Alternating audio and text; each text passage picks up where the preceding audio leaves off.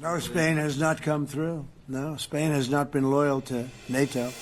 Spain has been they're the only one. En las últimas 2 semanas, Donald Trump se ha referido a España hasta en 5 ocasiones. 5 ataques, 5 críticas, 5 menciones a cuenta del gasto militar y de defensa en la OTAN. Ha tenido tiempo para amenazas, ironías y reproches y hasta le ha dado la mano al propio Pedro Sánchez. Pero la pregunta es, ¿por qué Trump no deja de hablar de España? Soy Javier Atard y hoy es viernes, es 24 de octubre. El Mundo al Día, un podcast del Mundo.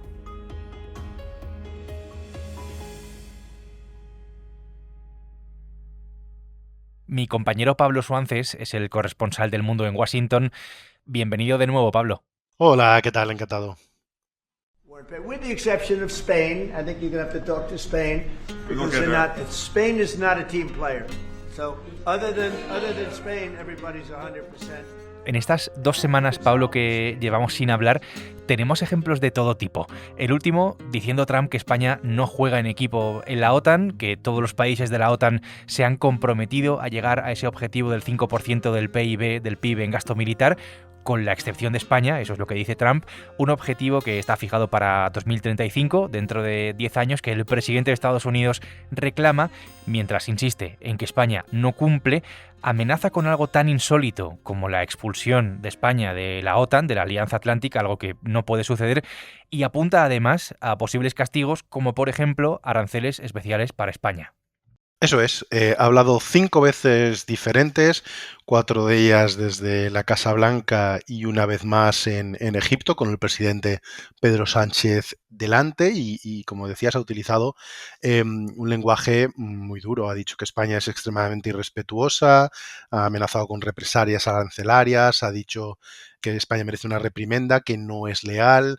Luego lo último que ha dicho esta semana es que no juega en equipo. Y ha planteado, ha puesto sobre la mesa algo tan duro como que quizás habría que expulsar a España de la OTAN.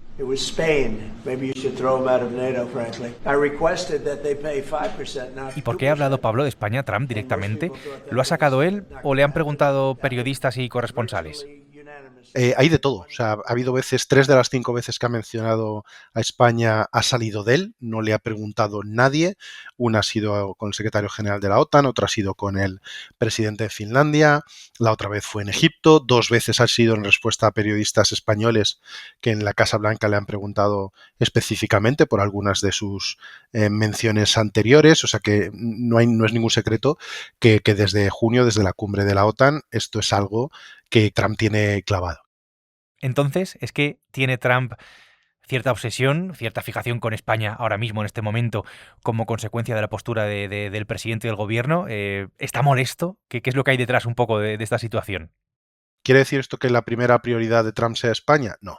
¿Quiere decir que no piensa en otra cosa que no sea España? En absoluto. Trump es una persona de obsesiones, es una persona de repetir una y otra vez las mismas cosas. Él habla ante los medios de comunicación 1, 2, 3 veces al día y constantemente sus obsesiones salen a la luz. La oposición, que ganó las elecciones, que le robaron las elecciones de 2020, que ha acabado con 8 guerras, o la cuestión del gasto militar en la OTAN. Para él es muy importante demostrar que cuando él llegó los países no gastaban ni el 2% y entre su primer mandato y ahora se han comprometido a llegar al 5%, y siempre que empieza en esa secuencia acaba diciendo todos se han comprometido menos uno, que es España, y llegan los ataques. In fact, I was thinking about giving them trade punishment through tariffs because of what they did. And I may do that. I think unbelievably disrespectful. Spain. ¿Ha llegado a deslizar Trump amenazas, desde la expulsión, como decía antes, de la OTAN o los aranceles? ¿Esto podemos hablar de amenazas reales, Pablo, o es una manera de presionar a España, una estrategia para conseguir que España se comprometa a llegar a ese nivel de gasto? Sinceramente no tengo la menor idea, porque nadie puede meterse en la cabeza de Donald Trump. El escenario más realista, el que contemplan tanto España como los analistas, como los medios de comunicación, es que efectivamente todo esto es una campaña de presión muy clara y dentro de sus obsesiones. Él constantemente está presionando a todo el mundo en política nacional o en política internacional. Entonces el escenario que se maneja es que efectivamente, y quizás irónicamente de las 5 veces que ha mencionado España, la más relevante, la más ilustrativa, sea la que no menciona ningún tipo de represalia. Es la que hace en Egipto, cuando tiene delante a Pedro Sánchez, y hay un momento en que en principio yo creo los medios y el propio gobierno traducen mal lo que quiere decir Trump. Spain. Where's Spain? El que dice, ¿dónde está España? Lo busca Pedro Sánchez con la mirada. Are you guys working on him with respect to the GDP?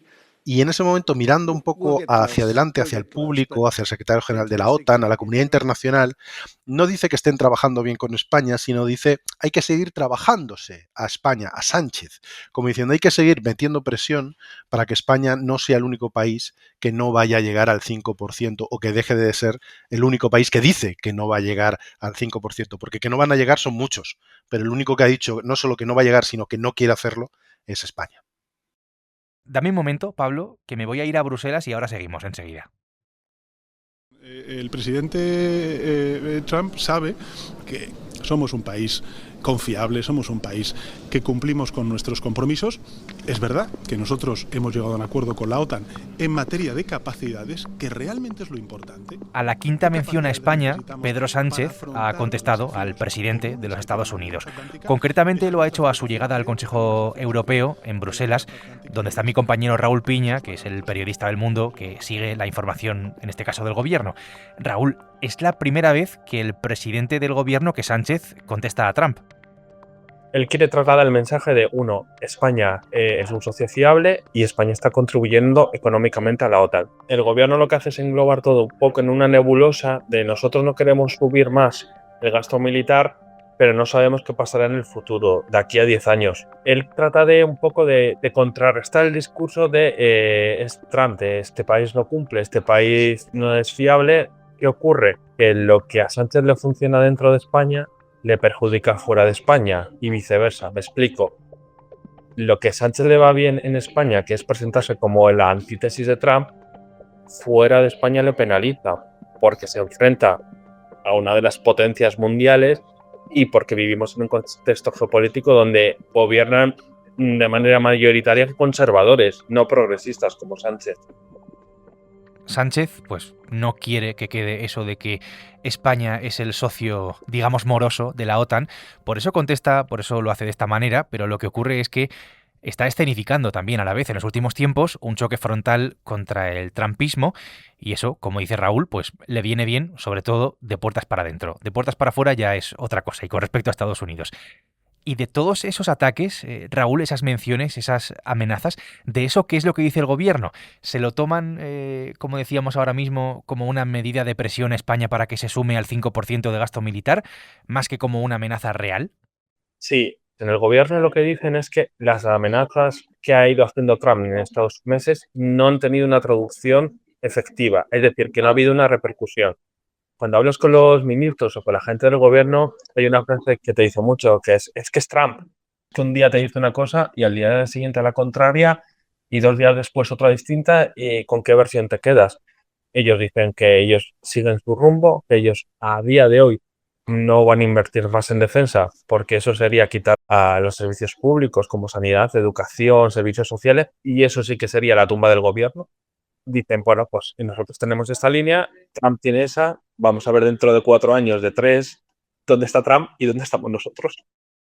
Lo que sí sabemos, Raúl, algo curioso en medio de esta polémica, es que España, recordemos que Europa está en plena guerra híbrida con Rusia, lo hemos comentado aquí, hemos explicado esta situación en varios episodios recientes, España se va a unir a ese grupo de países que le van a comprar armas a Estados Unidos para Ucrania, para entregárselas a Ucrania. No sé si es una especie de guiño esto a Estados Unidos en medio de toda esta guerra, por contemporizar un poco.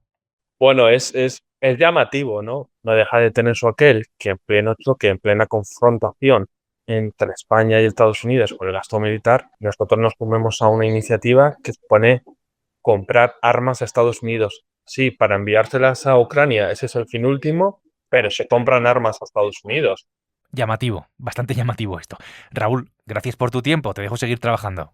Gracias a vosotros, adiós desde Bruselas. Estoy aquí, Pablo, estoy de vuelta contigo.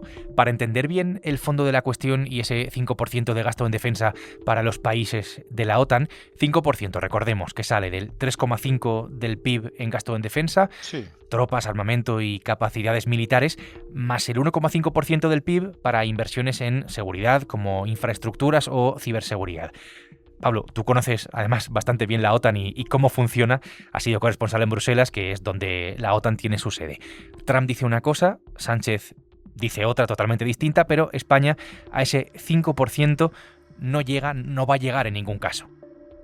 Sí, en La Haya este verano todos se comprometen a llegar al 5%, pues porque ha cambiado el planeta, ¿no? Ahora llevamos desde 2022 con la invasión rusa de Ucrania, está la asertividad china, hay muchos más riesgos y Trump dice hay que gastar más, que también es una forma de decir tenéis que comprar armas norteamericanas. Pero eso es otro debate. Todos los países dicen que sí, menos España. España dice, a diferencia del pasado, no que no vaya a llegar porque no puede, porque los sucesivos gobiernos españoles habían dicho que querían llegar pero que no les daba, por una crisis económica, por la lenta recuperación, por el COVID, por muchas razones. España ahora no dice eso. España dice ahora no es que no pueda, sí que no quiere, que no hace falta, que esto es un capricho de Donald Trump, que no hay que llevar al 5% el gasto en defensa, que en realidad es, lo podemos hablar, un 3,5 por un lado y un 1,5 por el otro, pero dice España que no hace falta, pero que va a cumplir absolutamente todos los compromisos que tiene con la OTAN, que va a seguir ayudando en las misiones, que va a llegar a lo que la OTAN llama capabilities, a las capacidades, y que lo va a hacer gastando un 2, un 2,1 o como mucho un 2,2% del PIB. Y ahí es donde la OTAN dice, eso es imposible. I said, you cannot, and we will pretty soon find out who is right. Now, with Spain, Así es como lo ha dicho el propio Mark Rutte, que es el secretario general de la OTAN, de la Alianza Atlántica. No es la primera vez que lo dice, ya lo hizo en esa última cumbre de la OTAN en La Haya. En esta última ocasión estaba al lado de Trump cuando Trump dijo que España no jugaba en equipo en la OTAN. Ahí Rutte no dijo nada, pero sí luego después con los reporteros fuera de la Casa Blanca. La OTAN, Pablo, tú lo acabas de decir, no se cree en ningún caso que España pueda llegar a ese objetivo con el nivel de gasto que propone Pedro Sánchez.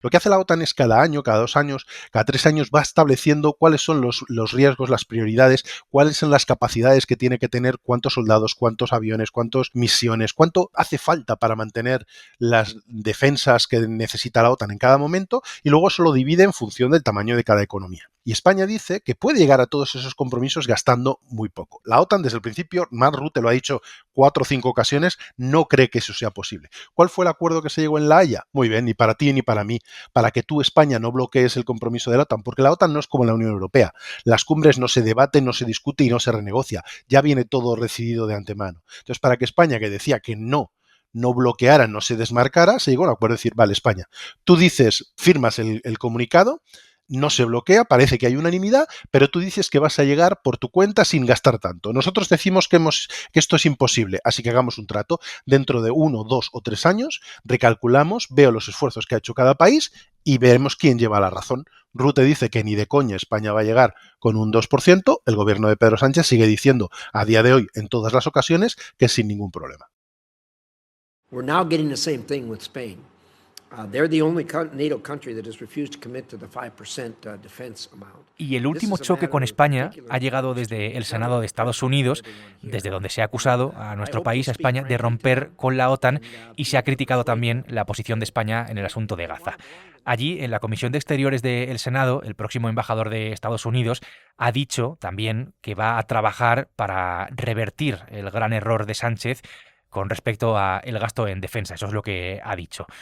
Todo lo que hemos explicado, Pablo, y esto que sabemos que ha pasado en el Senado con el presidente de esa comisión y con el futuro embajador de Estados Unidos en Madrid, en España, entiendo que todo esto tensa mucho las relaciones entre España y Estados Unidos.